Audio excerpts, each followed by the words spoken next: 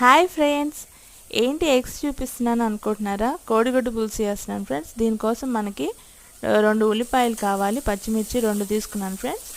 ఒక గిన్నెలో నేను ఆయిల్ పోసి పోపు వేసేసుకొని దాంట్లో ఉల్లిపాయలు పచ్చిమిర్చి వేసి వేయించుకుంటున్నాను ఫ్రెండ్స్.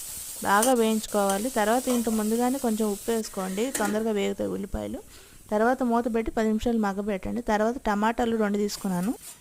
2 నిమ్మకాయలంత చింతపండు నానబెట్టి పెట్టుకోండి పక్కన. తర్వాత ఉల్లిపాయలు వేగినలోపు చూసుకోండి. వేగాక తర్వాత దాంట్లోనే పసుపు వేసుకోండి ఫ్రెండ్స్. అట్లాగే దాంట్లోనే 2 స్పూన్లు కారం వేసుకోండి. ఇంకా కొంచెం కావాలంటే మీ ఇష్టము. అట్లా నేను సాంబార్ కారం వేసుకున్నాను. తర్వాత బాగా కలిపి పెట్టాలి. బాగా కలిపి పెట్టేసాక చూసుకోండి. తర్వాత దీంట్లోనే నేను టమాటాలు వేసేసాను. వేసేసి బాగా కలిపి పెట్టేసుకొని మూత పెట్టి 10 నిమిషాలు మగ్గనివ్వాలి. తర్వాత చింతపండు పులుసును కూడా దాంట్లోనే వేసేసాను. కొంచెం వాటర్ యాడ్ చేసేసుకోవాలి. యాడ్ చేసుకున్న తర్వాత ఎగ్స్ యాడ్ చేసేసుకొని కొంచెం చక్కెర వేసి కొత్తిమీర వేసుకుంటే అయిపోయింది. సబ్స్క్రైబ్.